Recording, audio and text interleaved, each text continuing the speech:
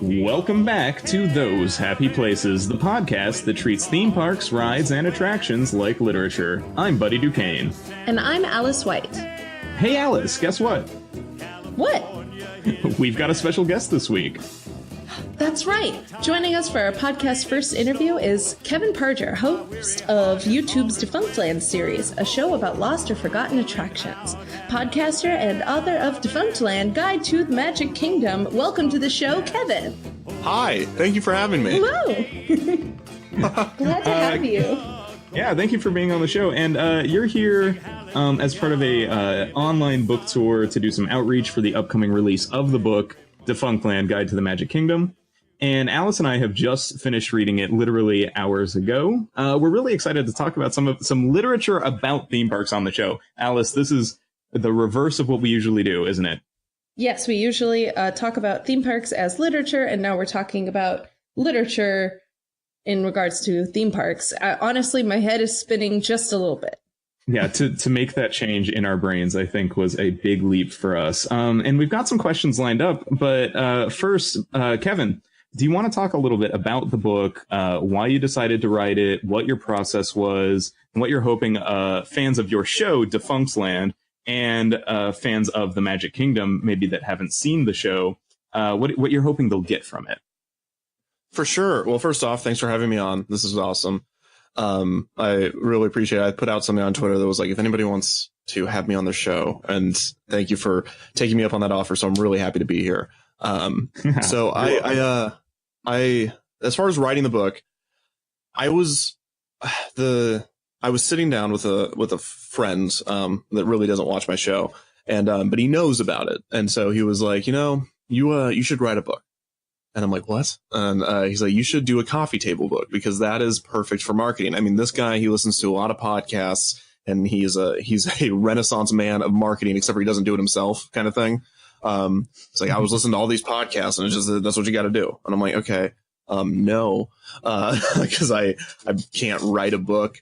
What he was suggesting was a coffee table book. And so my immediate was, no, I can't do that, because, I really don't have I don't take the pictures that I use them under fair use a lot of times, or if I have good relationships with like certain websites, and I try to promote the websites when I use them, but that doesn't translate to books. I can't sell someone else's photos unless I went to go shoot them myself. I'm like, and that's just so hard. And also, I don't know if you know this, but it is super expensive to print books, like annoyingly expensive.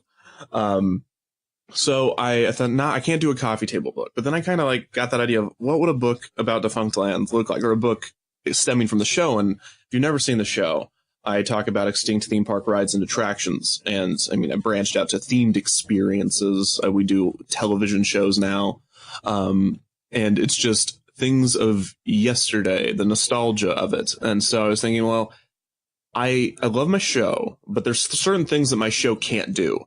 My show can talk about extraterrestrial alien encounter, which is a huge attraction. I mean, it's a beautiful kind of, simulator-esque, but animatronics. I mean, there's so much to talk about. But I can't do an episode on the Penny Arcade, because what would that even look like? Would that be, all right, so there was an arcade and now it's gone. Thanks for watching this episode of Defunctland. Don't forget to rate, review, and subscribe, and smash that like button. And like, what would the tobacco shop on Main Street look like? Like, it was a tobacco shop on Main Street and now it's gone. Thanks for watching this. You get it. It's like not a lot to say there.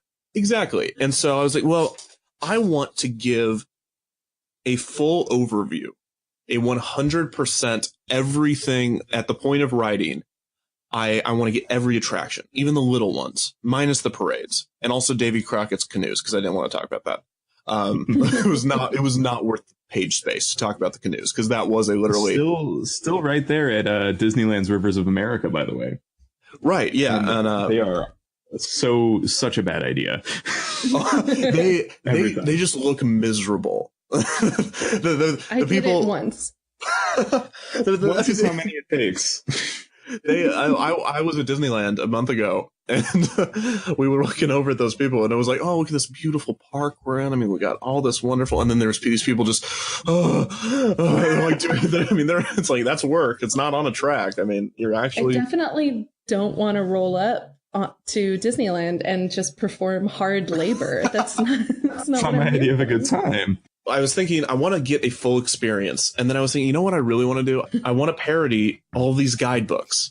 You know, I really think I found a niche market. Let's go even more niche. Will people that read the guidebooks appreciate a parody of them? And you know, the Len Testa does the unofficial guide, which is great. There's no doubt about it. And he includes a lot, and he and all of his authors include a lot of humor, and it's already kind of a very lighthearted thing in and of itself. But there's not just the unofficial guide. There's all of these books dedicated to how to plan out your best day at Disney World. And all the tips and secrets and different things. And I was thinking, well, what if I'm as the host of Defunctland, as the creator, I am someone that lives in the past, and I'm like reporting on the past to people in the present. I know nothing about the present inherently. Like, that's not in my nature. And even on my podcast, if anybody like brings up something like, well, you know, there's this attraction, I'm like, is it defunct? I'm like, no. I'm like, then I don't know. Like, I don't know about it. You know, like that is not in my wheelhouse. I have set my boundaries very specifically. So what is a book? What is a parody of a guide written by me, someone that really isn't as knowledgeable, admittedly, on the present of the theme park? And so the first draft is called Defunctland, the unofficial, unauthorized, and unresearched guide to the Magic Kingdom. But then I was like, well, I also want to include history, and I can't put unresearched in the title because that gives a lot. That doesn't sound, that's not something you want to read. And so I was like, fine, let's do Defunctland Guide to the Magic Kingdom. And from there, it was originally going to be just a straight parody of guidebooks, but then I was kind of like, well, how does that end? And so that's where I kind of was like, okay, I need to format this into something else.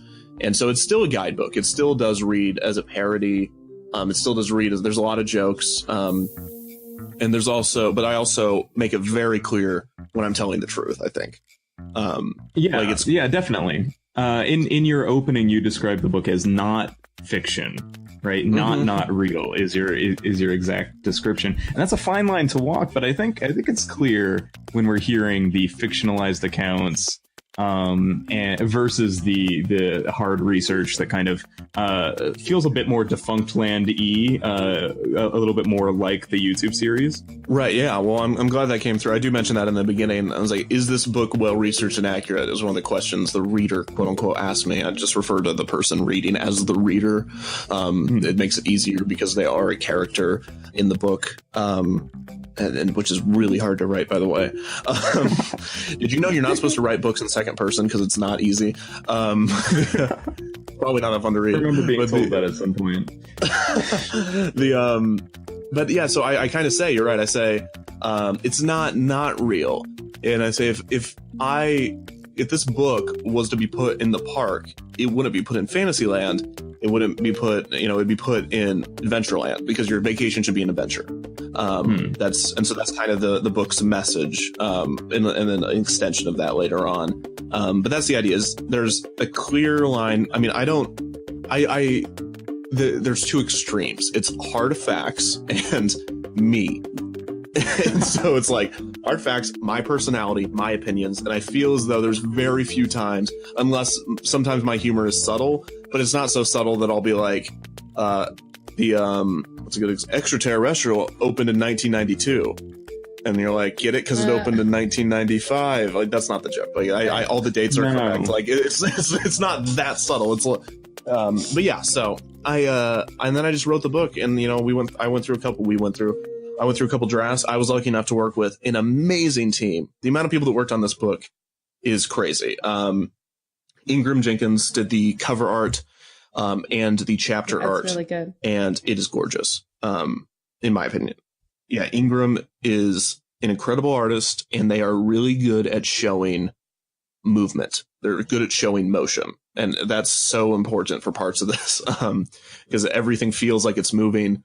And Ingram is actually the sibling of Heath Jenkins, who's he's my main team member, and he edits and helps me work on some videos. He's like Defunct TV is his co-creation. But yeah, so I have the entire Jenkins family, and their father is Jim Jenkins, who created Doug. What? a bunch of other Disney shows. Oh, no way. That's amazing. Yeah. So I had, and PB&J Otter and a bunch of other shows like that.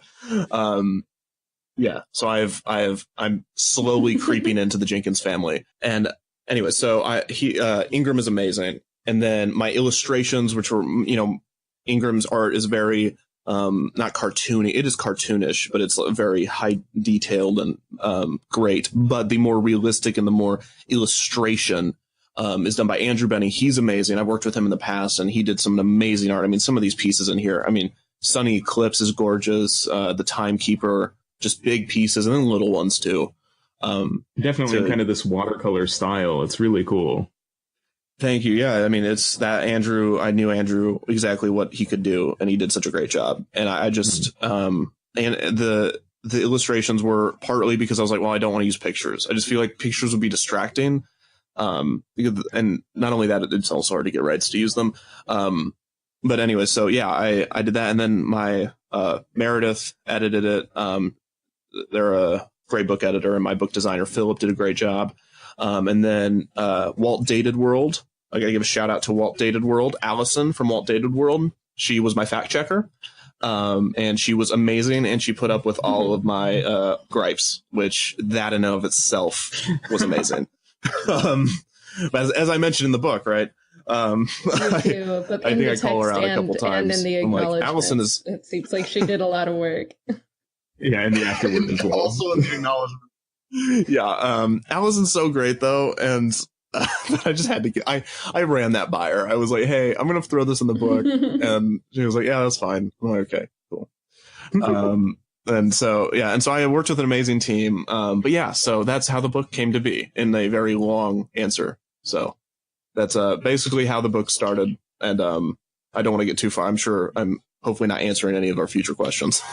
Well, not really, but we have kind of started to broach one of our next big questions was there seems to be kind of a tonal shift between Kevin Perjurer on Defunctland, who's very, how do you say, kind of informative and very professional sounding, and then this kind of wackier, more whimsical, like Kevin Perjurer, the guide, who is in Disney World with you and kind of shouting things about the place. It feels very kinetic, like we're kind of chasing you.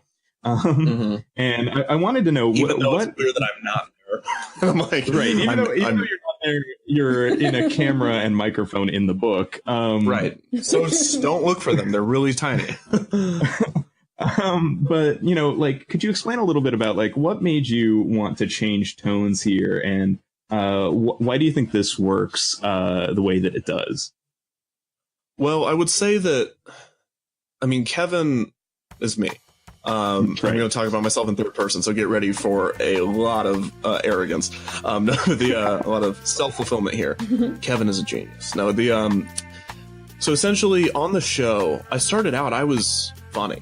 Like I wasn't, when I say funny, I mean, I wasn't serious. Doesn't mean the jokes were quality, but they were humorous. So the first season of Defunctland is the tones are very different. If you can tell exactly when season 1 ends and exactly where season 2 starts, because I have the captions, and the captions are me screaming through the professionalism.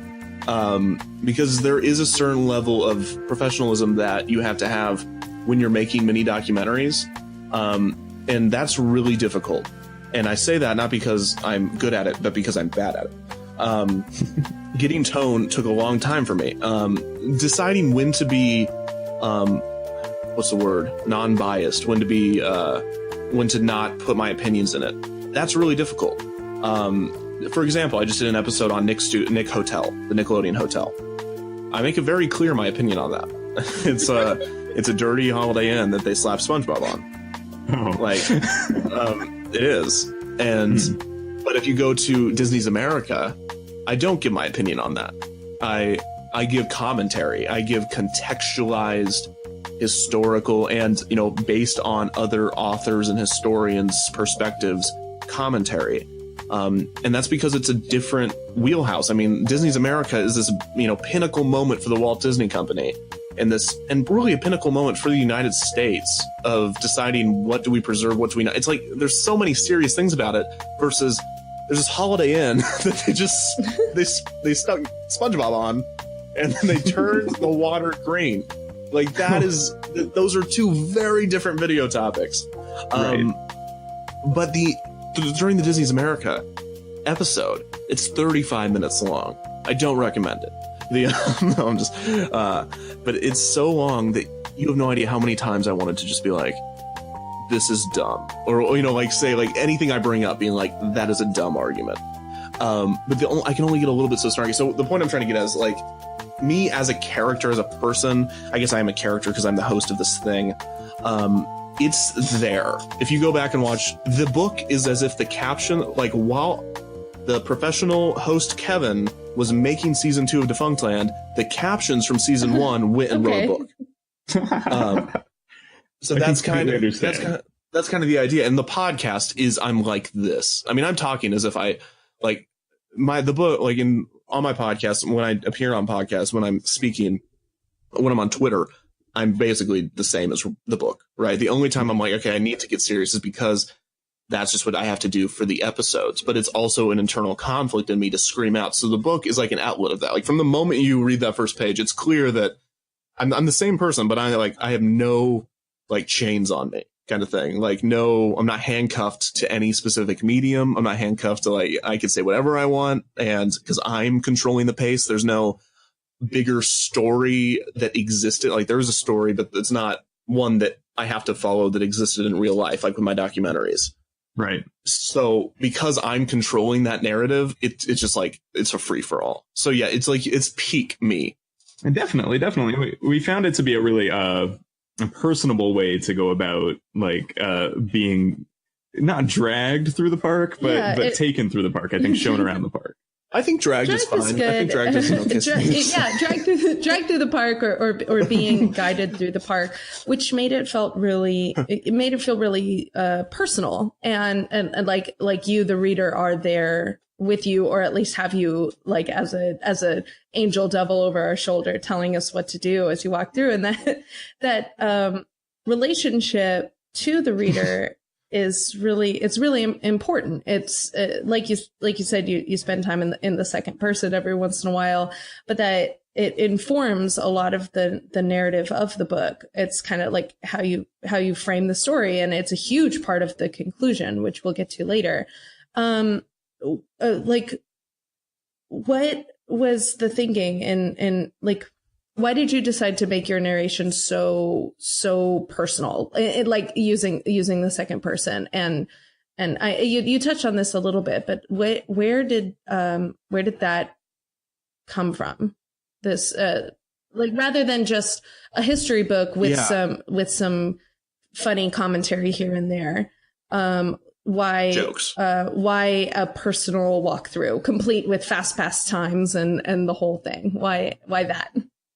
It was one of those things where I had to find that. I actually wrote the introduction. I wrote this book in order, which you're not supposed to do. If you listen, I mean, I read all of the stuff on writers and their writing process, because I consider myself a writer, not to the extent of, some very professional writers. And I listen to the process, and you're supposed to write the ending first. A lot of times you're supposed to write, but I wrote the introduction first because I was on a plane coming home from, I think it was like a family get together, maybe Thanksgiving.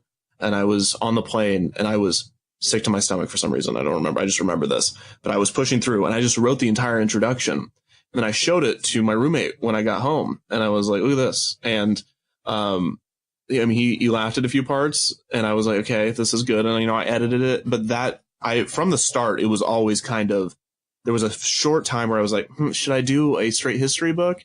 And I thought, why would I do that? Like, what can I bring to the table that anyone else can't?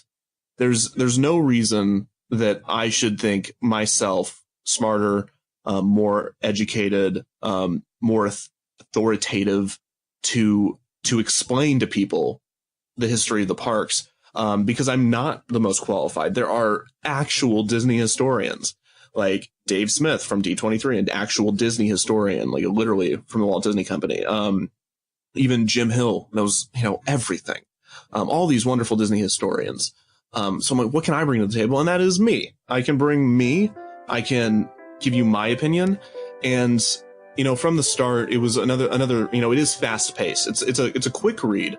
I've been told it's like, you know, I've had people read it anywhere from, I think, like an hour and a half to like 3-4 hours, in one sitting. Yeah, it took me about, I don't know if that was your experience today.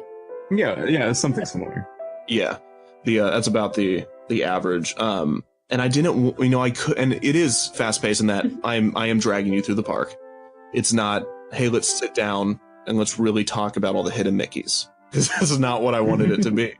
Right. There are other people that can do that better than me. I do not want to tell you all of the hidden messages on Pirates of the Caribbean, all the little, you know, hidden trivia facts. I only talk about the ones that are dealing with defunct rides. I don't talk about like, oh, on Space Mountain, if you look here, that means this. It's a reference to an Imagineer. No, I don't. I just want to talk about the defunct rides, and then I'm also had this other, you know, big ulterior motive. But to make myself so present, I think was important because when I write anything, there's characters involved. Characters are everything. Characters make and break a story. They make, I think, a lot of failings of a lot of documentaries in general, and the reason they don't capture audiences' attention in the way that they should is because characters, and this is narrative documentaries, characters aren't persistent throughout. Ken Burns, who I admire, although I don't love watching his stuff, but he's a great documentarian. I just am not interested necessarily in the history he's telling for 13 hours. But he really drives home characters, reoccurring characters.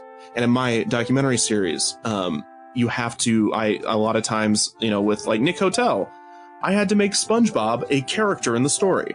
You know, I start off and I'm like, hey, this is what happened with SpongeBob. Like the first thing I say is, in 1998, SpongeBob premiered.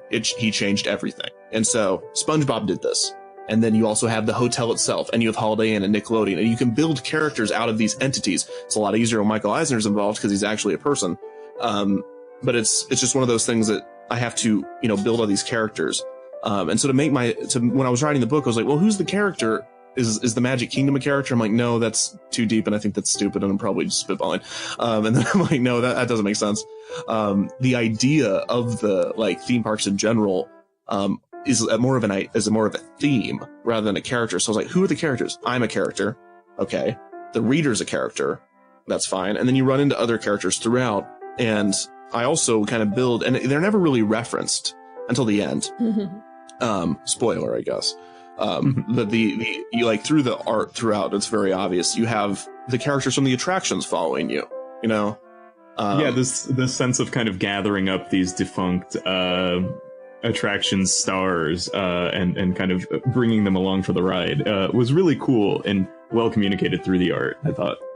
Yeah, thank you. I mean, a lot of that credit goes to Ingram. And so that's kind of what I want. I was like, well, the main characters have to be me and the reader. And so then the reader can't talk back. And that's really difficult. And so I know I would plant seeds. You know, I would say something like, an example is, so here's a good seed. And this is not a spoiler. I say, and they're going to replace it with that Wall-E simulator that they've been talking about, or no, up-themed simulator in the Carousel Progress. Up-themed simulator, yeah. Right, yeah. And then I say, and so that's a seed, because your immediate thought should be, I've never heard of that. Are they doing that? And then I say, I just made that up. It might be real. So like, I have to plant these. Yeah, but you really thought for a second. And so it's really like, do you get what I'm trying to do? It's like I'm hitting you in the face with a shovel, and the shovel is my ideas. I'm like, do you get it? It's very blatant, but it's the idea of I have to, you know, every once in a while plant seeds to make the reader feel as though I'm responding to them in some way.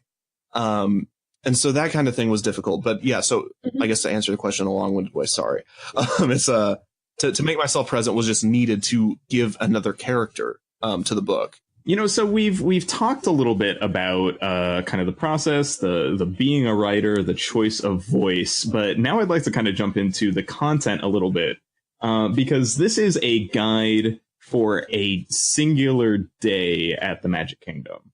One day. And the more I was reading it, the more I was thinking to myself, this may or may not be a good daily schedule at the Magic Kingdom. And I wasn't, not being particularly well versed with that park myself. Alice and I are California natives. Disneyland is our jam. She has just been to the Magic Kingdom. I was there in May. But, you know, it's not really my jam. Would you follow this schedule? Is it your ideal day at the Magic Kingdom? Maybe setting aside some of the more not fictional, but less real suggestions. Yes and no. Well, it's my personal day. I mean, I say in there things like, let's not ride Big Thunder, because why would we? Because Disneyland's version is awesome, and if you've ridden Disneyland's and you don't want to ride Magic Kingdoms, because just stuff like that, that is what I literally do at the parks. You know, I'm not, you know, making it up to, you know, make myself some sort of character. This is truly my voice in a lot of ways. You can literally do this up to a point, but you can literally do you can don't do everything. You can do it up to a point. It's so specific that your day is planned out. I don't want to spoil too much. We can get into this in spoilers, but there is an outline. Like, I wasn't just throwing out times. There is the attraction ride time. It gets so specific at times where I say, when you go to the Enchanted Tiki Room, leave after the first song, and that's allotted for on the master schedule I made. Oh, wow. Like, if you want to follow the schedule, you have to leave the Tiki Room early. That kind of thing. Yes, fake sick or bribe the cast member. I believe you can just stand up and go. Okay, well, they won't stop you from leaving, but generally you get glared at. You got to do some things you don't want to do sometimes at Disneyland, like ride the canoes. Yes, that's a major theme of the book. You're not going to like this, but hey. In the book, you don't do anything you don't want to do. And that is really important to me, I think, in making it feel like a real guide, right? Skip Big Thunder Mountain, I can't recall. Do you suggest skipping Stitch's Great Escape or suffering through it because of its significance? The latter. I tell you to suffer through it. And that is a 10-minute, 15-minute grace period I give, or I don't know how long it is. It's in the schedule of a maybe stop there, because it's going to reopen according to reports for a very brief time during the whole debacle of Tron light cycles. Wow.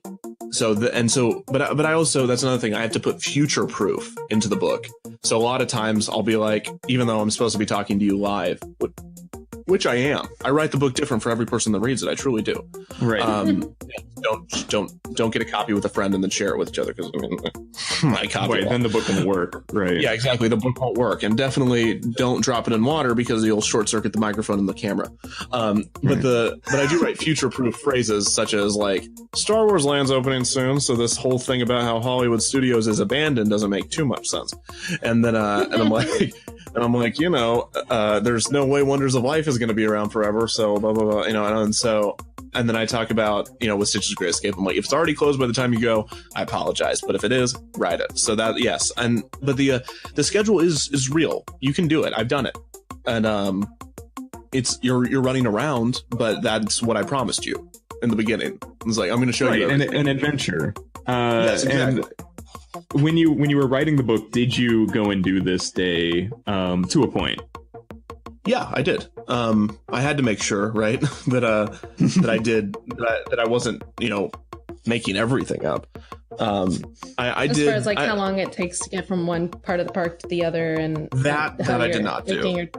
Oh, okay. That was just. I just, I calculated in my head. I was like, okay, if you need to get from the Carousel Progress to Space Mountain, I'm going to give you 3 minutes. And so there's a little bit of leeway there. There's a bathroom break in there if you need one. Just I don't talk during that because I felt like that would be rude. Just be like, all right, go to the bathroom. I know you need to relieve yourself. Just point the book away. I can see everything. It's a very good camera. It's a very tiny, but if it's not HD, so no, but the schedule is real. To answer your question, you can do it. It's to a point. Excellent. So about the Dole Whip, because I've got to ask. Speaking of things you don't want to do, yeah, it's things you don't want to do. You really dislike Dole Whip that much? Yeah, it's Really? not good. It's pineapple. What do you want me to like? Are you against pineapple as a general whole, or just Yeah. about pineapple combined with vanilla ice cream? Well, you don't. Oh, is well, that what it is? I don't like pineapple Okay, mixed. that's fair. But it's American vanilla. You know, I say in the book that Yeah. like every great American product, it was invented in China, and I was like, it was made in China, and so it was made before BC. It was like 400 BC before Jesus came, so we could perfect it. God gave us ice cream. Yeah, so it's I go on this big rant, right, where I bring in that's in the acknowledgments. If you actually look, I actually like. It's funny, like I said, like in the acknowledgments of the book, I'm like, look. Everything in this book was checked over 1,000 sites, and Allison helped a lot with making sure the dates were correct. And so I list all of the sites that I used, and I probably missed out on a few. But then at the very end, I'm like, oh, by the way, here's some really specific sources. And one of them, if you read, it's like the history of ice cream. I did see that. Just to get this correct. And so, yeah, it's not good because it's pineapple. The only thing you can do with pineapple is a pina colada. And even then, I'm like, this is too much pineapple. Oh, man. See, I don't know. I'm going to have to genuinely disagree. We over here on the West Coast, we love our pineapple. That and your avocados. You can take. I had an avocado for lunch today. If they made an avocado whip, I would probably have to. Yeah, I'd probably have to eat it, and like it might not even be good, but I'd have to. Like out of a point of personal state pride, I think is be. Yeah, but Dole Whip is so funny. It's symbolic. It's a attraction unto itself. People line up around the corner at our Adventureland, and to have it so eviscerated, along with, as you said, like Hollywood Studios as abandoned, and Stitch's Great Escape as objectively terrible. Pirates of the Caribbean, you call an absolute travesty. Yeah, I do write really well. Thank you. These opinions are perfect. Is that what we're getting at? Is that where we're going with this? Is that like it's like that Eric Andre gif or whatever, where he's like, how could you say something so brave yet so yes, something so controversial yet so brave? So brave. Yeah. Why are you yelling at me? I'm right. Well, yeah, exactly. Why are you booing me? I'm right. Exactly. So these really are just these are commonly held opinions, I would say. A lot of people do feel this way. Maybe not about the Dole Whip. But Hollywood Studios and Pirates and Stitch's Great Escape, I have heard from many people that it is objectively terrible. We were just wondering, like, a little bit about, like, how did you balance that? Because the book never slips into negative nagging. It never really gets to that point where it feels over the top. But it definitely felt like you were like, all right, I just got to say it. There are things here that suck, and here are some of them. So what was your approach? Well, whenever I do Defunctland, even the dumbest stuff, like the Nickelodeon Hotel. The Nickelodeon Hotel's taking a lot of punches. It's really taking a beating today. Yeah, no, well, it's closed, so what are you gonna... It's not like they're gonna call me. But the Nickelodeon Hotel, for example, it's wrong to say this is objectively terrible in every single way except for Superstar Limo. That's the one exception. Superstar Limo is the pinnacle. There's nothing redeemable about this except for the original idea. Like, that is it. True. And so with everything, there's that gray area, and this is touched on later. And so the idea, when the negative opinions are honest, and I think that as long as it's honest, we live in a culture, if you want me to go on a rant about the culture, we live in a culture where negativity is applauded, negativity is fun and funny, and look, I love watching YouTube movie reviews of really bad movies and just hearing them not nitpick like some channels do, but just like really in-depth commentary on really stupid movies. But that only works to a point, because you and a lot of channels, if you look at them, I don't want to call anyone out specifically, but this is really happening with movie criticism, is they're taking a really deep look at themselves and saying, what do we like? You know, what is it? If we hate everything, then what do we actually like? And if we cannot give some sort of leeway or give credit or give, a good examples, what are we? If our scale is so far in the negative, then that's not honest, that's not accurate. If your scale goes from -3 to -10 and you don't have anything for positive, I mean, that's not real. But at the same time, we also have in the internet culture of reviewing movies, and I treat theme parks on the same level as movies, music, as any other art. And there's a huge industry for criticism of art right now, which is good in a lot of ways, but also negative. And there's a lot of websites and a lot of things out there for movies and all sorts, even theme parks, where we can't say anything negative. And that is okay as long as you admit that. You know what I'm trying to say? It's just, I try to be a centrist in that I will be super negative about certain experiences, but I'm also going to praise the heck out of certain experiences. And every time I'm negative about something, besides really Dole Whip, but that was, whatever. I'm really positive about something. I say the reason I hate this so much is because this is so great. I hate Pirates of the Caribbean because the one in Disneyland is so great. I hate Stitch's Great Escape because Extraterrestrial is so great. Like, there's always this other thing, you know what I mean? It's not just like, this doesn't make sense. How can an alien come to Earth? I'm not nitpicking, sure, if that makes sense. Like, that doesn't, aliens don't come to Earth. Like, aliens don't play the piano, Sunny Eclipse. This doesn't make any sense. Like, I'm not nitpicking, but it is my strong opinion. And so to be that centrist kind of it was a struggle. And, certain like Dole Whip probably was a little harsh on Dole Whip. Very, very funny. I'm not perfect. but it was part of it. And I was super pro American vanilla. The vanilla ice cream, I was 100%, but you add pineapple, you lost me.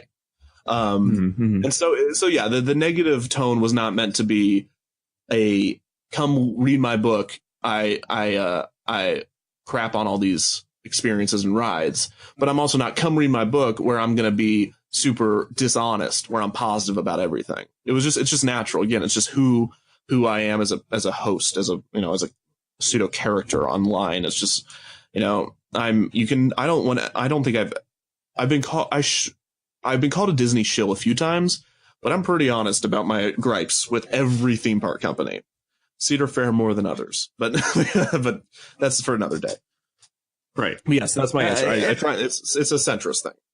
Yeah, I think honesty is really important in commentary of any art, and to not focus on just the negatives, I think, is really important. Speaking of one thing that we saw as a criticism that maybe you meant more as a joke, but that Alice and I think might actually work. Alice, do you want to pitch so this I've been to thinking Kevin? a lot about unionizing the Peter Pan's flight line. Oh yeah, this is my big suggestion. This is not really a spoiler, but this is like my genius idea. Is combating the problem with the Fast Pass line always getting priority over the regular line is by telling the cast member that you're a party of like 50 or whatever, and clearing 10 or 12. You gotta be realistic. Clearing the line faster because they'll see entire parties at once, which I genuinely think could work. I really think you could do it. I think you could talk to the families before, like above you and below you in line, and really like get them in on it and have them pass it up. I think it could work like a couple of times before they caught on and fixed it. I think that could inspire real change in the line, because that line is so long. It doesn't matter which park you're at. It's the worst in both parks, consistently at an hour, and it doesn't make any sense for a dark ride. Right? It's in my opinion, in our opinion, we have a whole episode on Fantasyland dark rides. We decided that it is the best of them. It's the best of like the big fantasy dark rides in Fantasyland, but is it worth waiting over an hour? Like, I don't think so. Right. And I do, and I don't mention this in the book because, I mean, I think I would contradict it multiple times, but my thing is a 1/10 rule. I do a 1/10 rule, or times it by 10. So however long the ride length is, times that by 10. And that's about how long I can realistically want to wait in line. It doesn't work with the extremes like Disneyland's Pirates of the Caribbean. Of course, I'm not going to wait 170 minutes for that. But like Splash Mountain, I will wait an hour 20, because it's 10 minutes long. It is a long experience. It's not just you go around. I will wait 30 minutes for Peter Pan's Flight because it's like 2.5 minutes. But anything above that, I'm like, not today.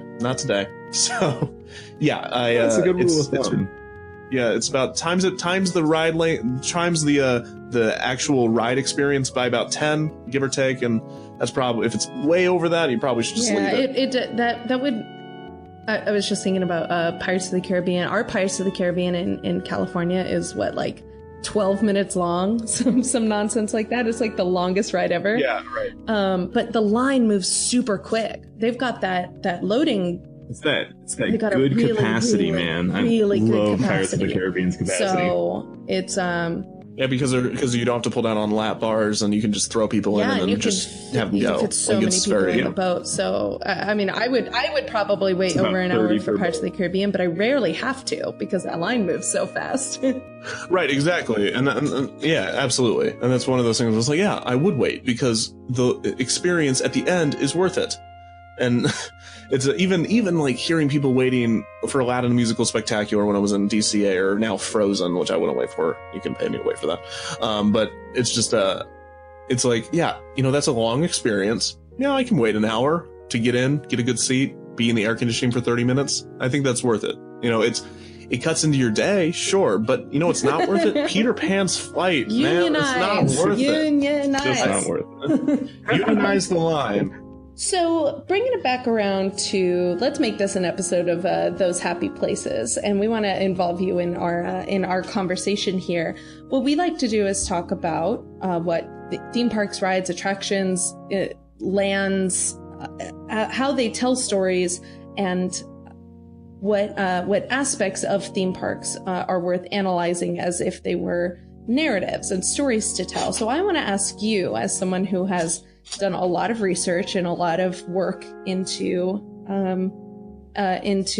the theme park world, what land or attraction, I guess we'll stick to the Magic Kingdom because that's where your book is focused on too. Which land or attraction do you feel like has the best story to tell? Not just narratively, like beginning, middle, end story being told in like a dark ride, for example, but a land or attraction that has a story to tell the audience, like historically or culturally, something like that. Do you mean the land itself, or just the history and the creation behind it?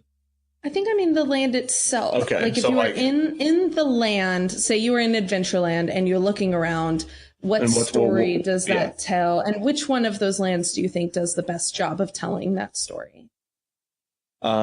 Well, this is a very idealistic question in that it should tell you a story, and it doesn't. Yes. So like this is great. This is exactly in my wheelhouse, but the answer is none. No, the answer. So Adventureland, let's cross that off the board immediately. Adventureland makes you feel hot as heck because you're in Orlando, and even if walking through Animal Kingdom is just like, oh my gosh, I really feel the heat right now because it's like the heat is adding to the theming. Yes, but Adventureland just as a thing in of itself, adventure. I just remember reading a bunch on what is in Adventureland, and it just ended up being kind of a like South America, African kind of just a mix of all of these kind of jungle-esque ports, just those kind of things. It's a mix. It's a mixture of things. It's a mesh, because what do you do after? I mean, adventure is something that appears in all of the other ones, and so Adventureland, what do we put there? So Adventureland has always been. I don't think you could say that's the best one, just because the entire existence of it they just kind of threw something at it, right? It's like, okay, well, then adventure in the eyes of the Magic Kingdom and in Disneyland is this. It is trees and it's jungle and it's all, that's what it's going to be. I would say that the most compelling land will always be Tomorrowland. Tomorrowland, by its own nature, will always be the most compelling and it always has the most to say, because it's not predicting the future. One of my favorite movie talks I've ever listened to, I've had the pleasure of seeing Bob Gale from Back to the Future live. To see him live. There was not a Back to the Future live movie. Back to the Future. Go see that. Yes, of course. I saw him live, and he was talking about Back to the Future, and he said, and so someone asked him, so do you pitch this to Disney, and Disney didn't take it, but if they did, would it be in Tomorrowland or would it be in Adventureland? Or where do you think it would be? And his answer was like, I don't think about that because it didn't happen. And so he's old now, but he did talk about his idea of, we were never trying to predict the future, and we didn't want to guess where technology was going, and that's also what Tomorrowland is, or what it should be. The least compelling Tomorrowland was when it opened in 1955 in Disneyland, the Monsanto Hall of Chemistry. Really compelling stuff there, Monsanto. Monsanto or whatever. Tell me about your chemicals. I say in I think I did Disneyland Top 10, I said that's about as that aged as well as an exhibit called The Magic of Lobotomies would have. Oh my gosh. It's just and so that's the least compelling. The most compelling is Epcot and that version of Tomorrowland that we got for just a brief glimpse of just, not the big alien one, but with Space Mountain and the People Mover, right? And this idea of, this, we're not predicting, we're trying to both lead the way, and it's really a reflection of what we think tomorrow is right now. And that's so interesting because there's so many layers to that, right? It's not just, here's what we think tomorrow's going to be. That's not what it's supposed to be. It's here in our current period. This is what our society and our culture imagines tomorrow as. And that is just, that plays to what kind of hope is in the culture right now. Like if you made a Tomorrowland, if you just started over right now, it would be like, trash. It would be WALL-E. It would be trash is piled up into skyscrapers. Like everything is done. Right. But if you would have made it in maybe a more hopeful time, more where we were more looking forward to the future, then it would be maybe the paper white version. It would be a utopia. And I think that's the most compelling thing for me is Tomorrowland. Magic Kingdom does a terrible job of it, but what are you going to do? Okay, some would say that now with the focus on kind of Tomorrowland at Disneyland at least is thrill rides and Autopia for some reason. I don't know what that's about. Oh, and also the Finding Nemo submarine, and also Star Wars, which we're going to have an entire land for. It seems to have kind of lost that flavor. The purpose of showing and leading and explaining maybe a little bit about things that might be new or scary or maybe exciting. It hasn't really been that way, and not for many, many years. So to kind of hope for a new Tomorrowland is maybe almost a hope for like a new tomorrow as well, which I think is interesting. Since we don't really have that right now, we have retrofuturism and Star Wars as well. It might as well just be called Spaceland instead of Tomorrowland. It's just... And yeah, that's absolutely... I've actually thought that would be better. To call it Spaceland. It wouldn't be... it'd be objectively worse, but it would be... it would be better than what it is now called Tomorrowland. You know what I mean? When I went to Disneyland's Tomorrowland, and I go to Magic Kingdom more. So when I was in Disneyland's Tomorrowland, I was like, can I go back to Magic Kingdom? Because at least the People Mover's moving and everything's the same color, and for the most part, or it transitions. So, Kevin, you are a preservationist, I would say. Like, if I were to put a label on the media that you're producing, it's about preserving things of the past. I mean, kind of a historian as well, but I think you're more interested in, kind of showing off things that would otherwise fade from existence. So we've got the YouTube Defunctland show. We've also got this book, Defunctland Guide to the Magic Kingdom, and we've got the podcast. But I'm really interested in the Defunctland VR experiences that you've been working on. So would you like to talk a little bit about that and what drives you to preserve these histories, and maybe some of the challenges that you're facing in doing so, and what you hope for the future of preservation? Because the one thing that I know about theme park rides is once they're gone, you just can't ride them anymore. They're gone. And that's part of what's so tragic about it. Yeah, it's very unfortunate, and that's a large part of the book. This is it. You can never experience this again. It's the only art medium. Well, not only, but there's very few art mediums. I mean, you can always rewatch a movie. You can always listen to music. You can always replay something. But you can't ever ride these the way they are because of the scale. So I'm just going to get VR out of the way first. VR is something we've been working on for a while. The progress it doesn't go very fast when you're doing something for free. We're working on 20,000 Leagues. I've been pretty open about that. We're just trying to get the first 4 minutes done. And if you think about how many animatronics there are, that's so many modelers that we're just, giving them either free time and programming the stuff. Are we ever going to see a full Defunctland? I'd like to think so, but probably not. Because we're not going to sell it. It's too many legal issues, so many things, Right. But just for the purpose of preserving, as a proof of concept of maybe VR, we're testing the water to see, could VR preserve these things? And the answer is probably no, because that's not what they were meant to be seen in. But if it does enough. And so what I try to do with the YouTube series is, it's not just preserving, it's about bringing closure to a ride. I want the video is it can either be a very depressing experience, or it can be a very soothing experience because it brings closure to the ride. It's not just, that's all, I guess it's gone forever. It's, here's who created it, here's how it was made, here's the process, here's what the ride was like. That's the preserving part, is the middle part, where I talk about, here's what it was like to ride the ride, here's what it was like to go to this part of the park, here's what a Nick hotel room looked like. Terrible.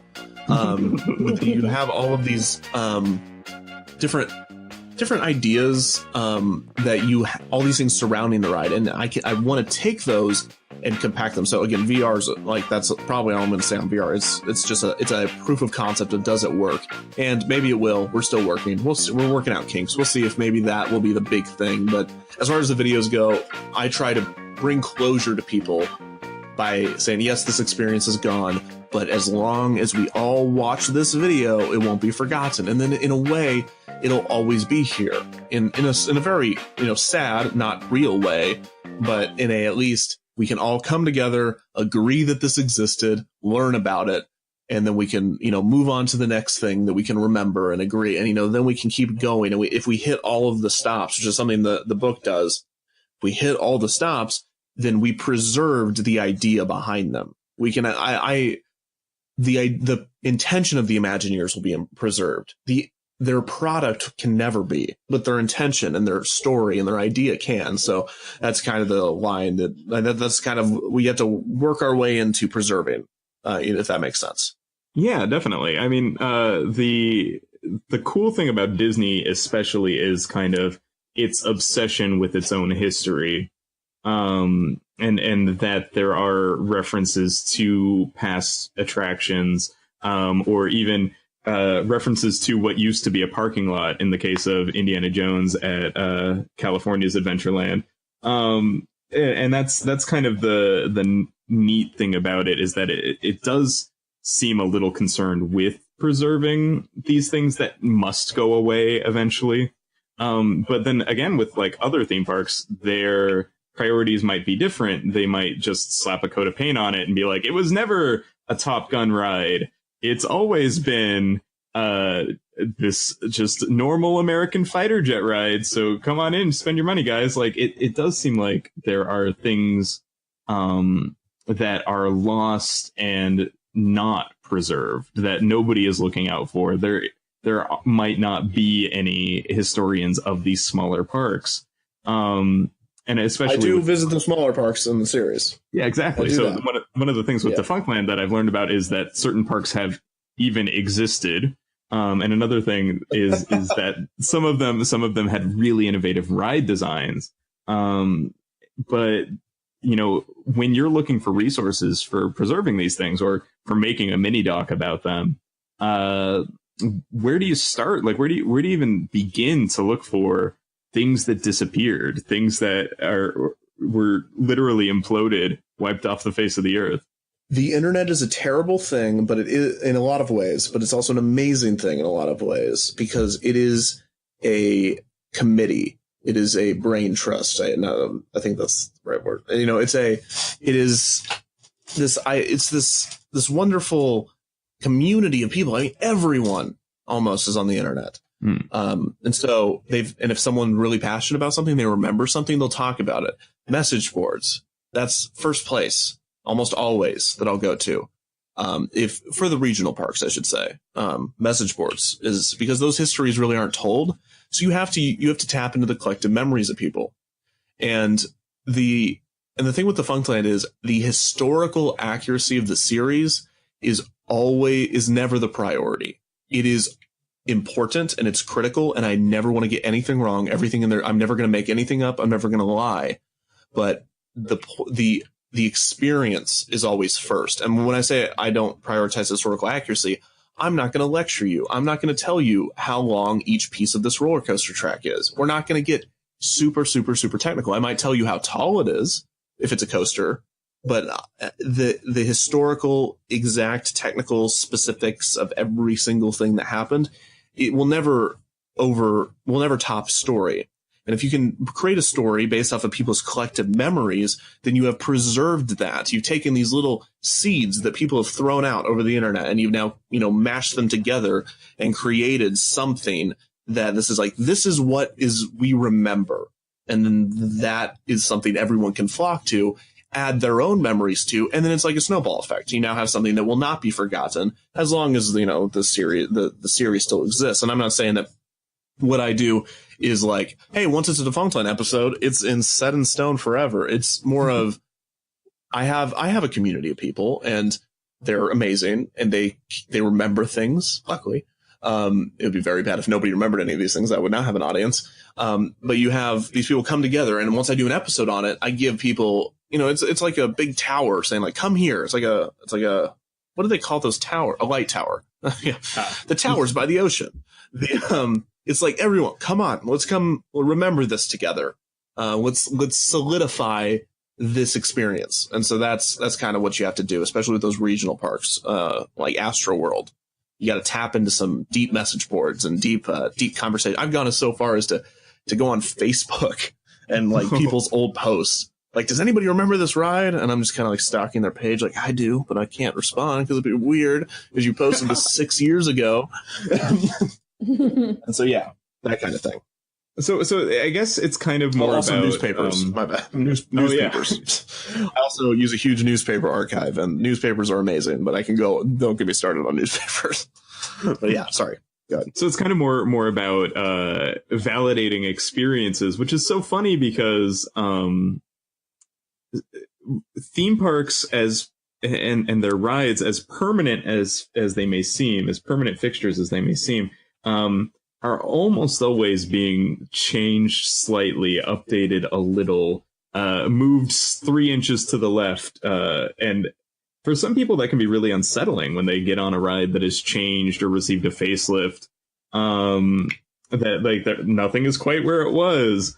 And it can feel very invalidating because nobody's ever like, yes, ride the old version and then ride the new version and compare. And a lot of footage gets lost. If it happened before a certain time, I don't feel like there's a lot of good quality video of these things. And that's a huge challenge, I think, for somebody wanting to preserve a theme park, right? Yeah. I mean, the best example, the best comparison is the original Star Wars movies. Those George Lucas was like, all right, let's screw them up. And so, special editions in the late 90s, I believe. Special editions. He added a bunch of CGI. He added scenes. He added characters and dance numbers and made Han shoot in seconds. And, he basically destroyed these movies he made. And not only did he destroy them, he was like, all right, now let me try to erase their existence. It's impossible to find the original, nearly impossible to find the original movies. The National Archives, as the National Film Registry, it's like, hey, we want to add Star Wars to the most important movies of all time or whatever. And he's like, can you send us the tapes? He sent them the special editions, and they're like, no, we want the original. He's like, I burned them. Wow. We messed them up. We altered them when we were making the special editions. This is all we have. So the point is, if you look online, because Star Wars is such a big thing, people lose their minds over this. I do. That you made 3 movies, mess them up, and we can never see HD versions of them again because you wanted to add giant things in front of the screen. It's the same thing with theme park rides. It's just, smaller niche community. And all that same permanence is there. But with most movies, if you, mess with it a little bit, you do an extended cut, you do a director's cut, you can still buy the original cut. The special edition of Star Wars is probably the one example of a movie experiencing the same amount, a fan of a movie experiencing the same trauma, in a lesser extent than actual trauma of experiencing a theme park ride being changed. So that's the comparison I can make. Sure. Yeah, and it's interesting that we've got all these kind of 1.0, 2.0, 3.0, on and on and on refurbishments and stuff of these classic rides, or they're simply gone. So it's such a challenge to even think about, how would you even do a theme park library? Where would you store the archives of a theme park? And you do talk about VR, but what other options even are there? You can't rebuild the theme park. Yep. Yep. I guess we just agree. It just can't be done. So VR might be an option, though. Maybe, but no, because you can't. No, you just can't do it. Unless you rebuild the ride, and even then, it's just, you can't do it. I'm sorry. I don't know what to tell you. It's just that's what makes what I do so compelling to so many people, I believe, is that the permanence is there. And I talk about this, and we're going to get into spoilers soon. This is a major part of the book, is this idea. Right. So, well, maybe we should warn the audience here, and then we could dive into that question. So, oh yeah, for sure. We've got to get into it at some point, right? Right. Yeah. So to those of you who are listening, the conclusion of the book is, Kevin, you described it as a surprise. It's a surprise. So if there's... Yeah, don't listen to this if you haven't read the book yet, and then come back. Spoiler alert. So the book is Defunctland, Guide to the Magic Kingdom, and it is coming out when? It is coming out, I believe, late October, early November for Amazon. Okay. It'll be on Amazon, whether it's Prime or whether it's quick shipping, it'll probably be through Amazon somehow. So if you're listening to this before you have read the book, please stop the recording. We will still be here when you get back. And we're going to talk about the end of the book because Alice and I have questions and comments, and we want to share concerns. Well, I don't know about concerns, but we want to share a conversation about it. But now is not your time. We will be here when you finish the book. So I think that gave them enough time to reach for their buttons and pause the episode. Can we ask the question now, Alice? I would like that very much. Yes. In the concluding chapters of the book, you, the reader, and you, Kevin, get into some trouble, I would say. Right. Yeah. There's a trip into the utilidors, which are the systems of tunnels that run below the Magic Kingdom, and then a quick arrest that happens when you try to impersonate Chip of Chip and Dale fame. Is it Dale? No, you impersonate Dale. Yes, it's Dale. You impersonate Dale. If you impersonate Dale, you end up slapping a princess across the face and running away. Right. These are all a series of instructions / narrative pieces that come together until you are sitting alone in a Disney World prison cell, and you are approached by former CEO of the Walt Disney Corporation, Michael Eisner. Michael Eisner has some really, really wonderful things to say, because there was a point, and I think you did this to me on purpose, because I definitely fell right into this tension. There was a point where, when you were talking about saving animatronics and about how, if we could save them, then we can, preserve Disney World how it should be. The character does seem to kind of spiral into this kind of like almost what manic. I think is this manic kind of like desperate. How I feel is almost a little. And this is my personal opinion on people who are like this kind of like elitist attitude towards, well, I hate everything that Disney's doing now, and I want to preserve this old stuff and nothing new, and everything that was old is better. And Michael Eisner comes and sits you down. And so I was a little afraid there for a minute that that's what this whole book was going to be about, that the whole thing at the end was going to be about how defunct rides were better than new rides. And then all of a sudden, Michael Eisner sits down and gives you this wonderful TED talk about... Did that line, I forget, did that line leave in? Was like, his speaking fees are astronomical. Is that line still in the book? Yes, I forgot if that got taken out of it.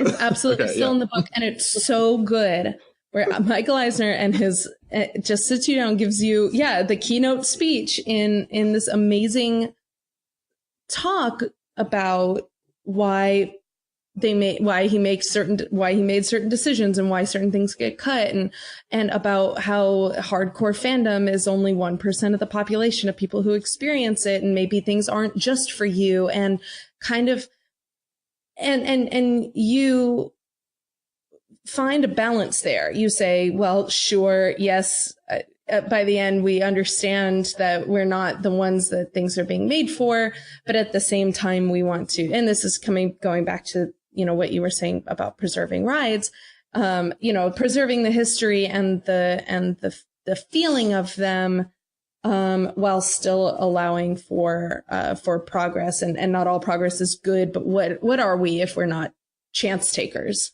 Right. Yeah. And right. I really, really appreciated that. And that was something I feel like a lot of Diz Twitter and a lot of like Disney fans really need to hear, because there's so much negativity and so much anger every time any one little thing changes, because it seems like everything is sacred, where if one thing changes and they're like, oh, but that was my sacred favorite thing, and it's so important to Disney, I can't believe they'd change it.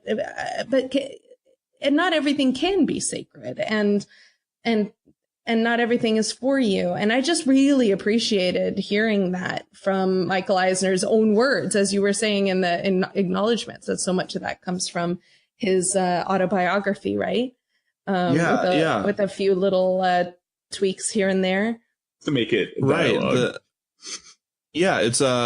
I'm glad that came through. That is the character of me really becomes less of me and more of the story, around Adventureland. And then that's when it gets into more of I'm the antagonist essentially to the story. I'm your guide, but I'm also like the villain, because I have this big weird James Bond villain plan where you're the pilot test, and if this goes well, I'm going to send all these books out and everyone's going to have them. You're gonna Weekend at Bernie's. Weekend at Bernie's all the characters out of there in a sundress.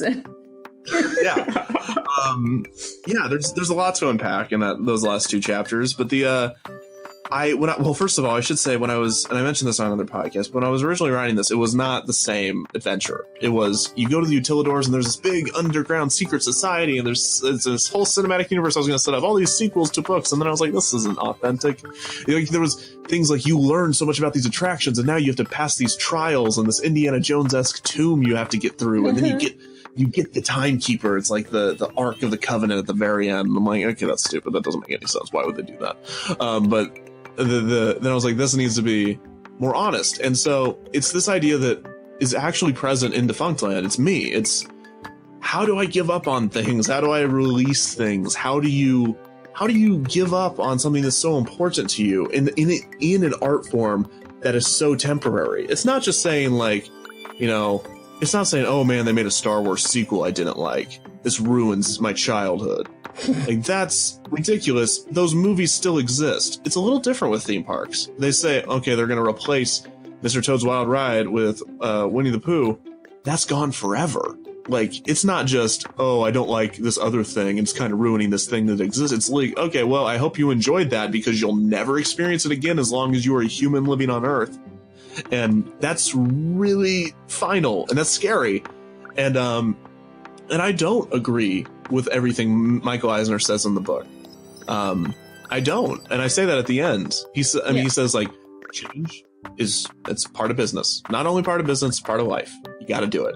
It's if you're not changing, you're not helping, and then the whole park will become defunct, and then you'd really have something to complain about. And it's this whole thing, and a lot of that is his own words when he wrote his book. This was before, a lot of the debacle. It was after, I guess, 1995. I think it was 1996 or 7. No, it's after Disney's America, I should say. So like things have gone wrong, and he's honest in his book about this. And in the original revision, I wrote all of his words, and I was like, this is wrong. This sounds like me being Michael Eisner. I need to have Michael Eisner come and literally antagonize me.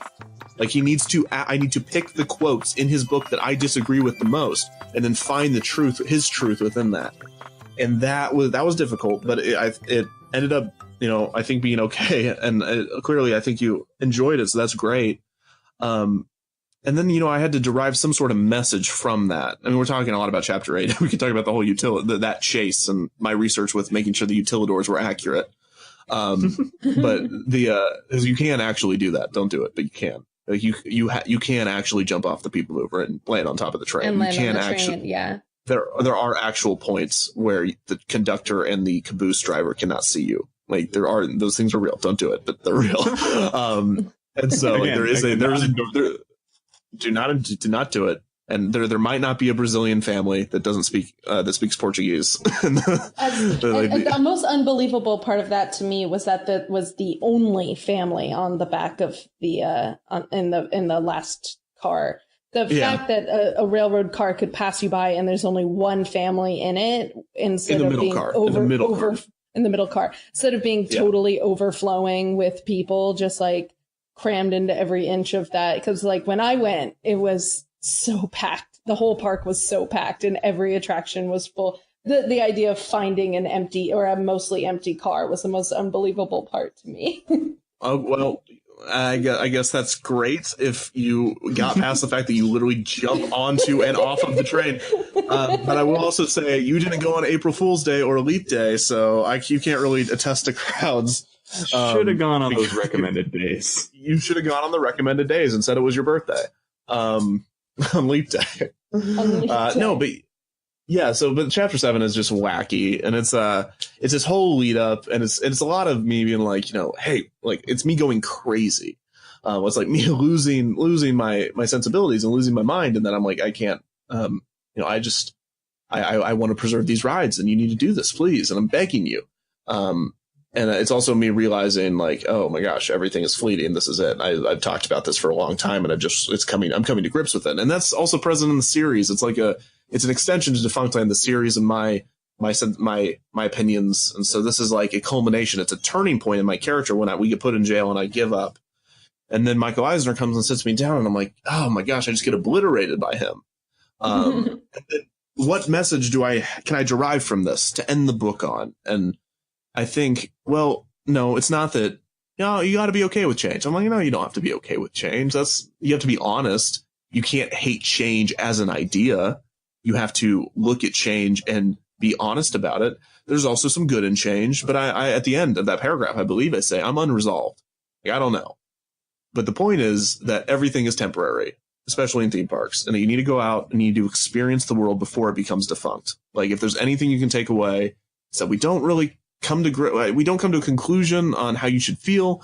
We don't come to a conclusion on how you should react. But if there's one thing you need to do, is you need to go and ride, and you need to go and experience everything in the world that you want to, because it's not going to be there forever, whether you like it or not. And so I think that's that. I mean, just getting to that point took a long conversation with Michael Eisner using his real words, which I hope flowed correctly. I mean, it does sound like a keynote, but that throwaway line really makes it little bit more forgivable, I imagine. No, it was good. It was refreshing to hear in a time, like you were saying before, where fandom and internet culture can be so polarizing. Either you love something or you hate something, and there's almost no room in podcasting or YouTubing or in any sort of criticism to be somewhere in the middle. It was refreshing to read a little bit of both and come out on the other side with a middle ground of, you know what, just know that it's gonna, you can't fight it. It's gonna happen. You don't have to be happy about it, but just go. But your best advice is just go and experience it, because you're never gonna get another shot. And I found that refreshing and awesome. Thank you. Yeah, it was just something I had to, and it wasn't easy to get to that point in writing the book. I mean, there was a lot of different revisions of that end scene. I knew there had to be an end scene. There had to be an end something. Because if not, what is the book? It's like, well, that was Adventureland. Have a good day. Like, there needs to be more, in my opinion, to just that. No, and that more being a lightsaber fight between Bob Iger and Michael Eisner was really yeah, exactly. Really Lightsaber fight. But I really do think that it provided that same sense of closure that you were talking about for Defunctland, the YouTube series, which is about kind of holding on to memories, but noting that these things are gone, rather than dragging a timekeeper robot with you through the rest of life. That's not the point. That's something that happens, but yes. Right. The point is to validate your memories, to say that yes, things are good, that you remember. It's good to remember those things, but it is not good to try to steal the now from others, which I think is so important. So, yeah, that's it. Well, you hit it on the head. I mean, that coming to grips with that it was hard to, find that landing ground. And also I also started to realize that of course I went through so many revisions. I apologize for keep asking, was this in my own book that I wrote? But just to go on and on about how you have to add stuff to fill in white space in a book of this kind. It's not like Harry Potter where you can just throw text into the book and then it just kind of like evens itself out and then you just start the next chapter wherever. It was very difficult to add enough text and stuff. But part of the thing that I found most interesting, my revelation was, and this is probably not nearly as profound as I would like it to be, but my revelation was almost, the more we care about these parks, the more the fandom grows, the more intense you become a fan, the less Disney cares about you. And that's kind of like scary, because the more you prove your loyalty to them, the less they don't think they're going to lose you. They're working on getting more people. They're working on, reaching out to the people that are lukewarm, not the people that are Disney diehards, right? They care less about you. The Imagineers, the storytellers, the movie, the script writers, there'll always be references for you. But as far as big decisions, no way, And so that's another thing that I was like, ooh, that's kind of scary to think about, if that makes sense. Sure, but it's also about how that's how Disney got loyalists in the first place, right? That's how these places became hubs of innovation and of memory. It's by providing people with something that they couldn't see anywhere else. And as these things age, as they become more and more commonplace, for example, like you said about the Carousel of Progress, it's not interesting to watch the family react to Christmas morning in the year 2000 because we have Alexa and we have we have touchscreens everywhere, and we have all of this technology that back then would have wowed audiences, but now is like, yeah, that's kind of how it is. It's a bit like that. Like we're beyond that. So to sit on its laurels would be would make it not what it is. It would make it a museum instead of a theme park. that's kind of what I tried to get at, and what I'm trying to get at now is just that, like, the more of a fan you are, you have to realize that you became a fan because of something original. You didn't become a fan because Disney was pandering to fans. You became a fan because they gave you something new and fresh and something you didn't know you wanted. And that is what got you into it, most likely. I mean, it's not like if Disney just pandered to the diehard fans, the community would get smaller and smaller and more niche and niche. And that's true with anything. I do that. If I pandered to just my fans, the next episode would be Horizons, then Nickelodeon Studios, then great movie, right? You know what I mean? It's like, I know exactly what they want, but I'm not always going to give the fans just what they want. I want the community to grow. I want to give the Nick Hotel. Not one person suggested that. Not one. But a lot of people remember it, and you got to give them something new. And so that's something that's also hard to come to grips with is in theme park world, when you give someone something new, an original experience, something they've never experienced before, you have to put it somewhere, and you might put it on top of something that people love. And that's very hard to come to grips with. And Disney will always favor the new person over the diehard fan, because that's what you do. And that doesn't make them evil, and that doesn't mean they dislike their fans. That's just the nature of the game, I think. Then that's not to say, again, I'm not saying that Disney doesn't care about us. Right. It's that as far as the big decisions, it's that Disney is less concerned about what we necessarily, our sentiments are. If that makes sense. The priorities. The truth is probably right. Yeah, there will always be those fun references, but nothing is that sacred to the company as an idea. Like the executives, a lot of the executives aren't creative people. They're business people that are great at math.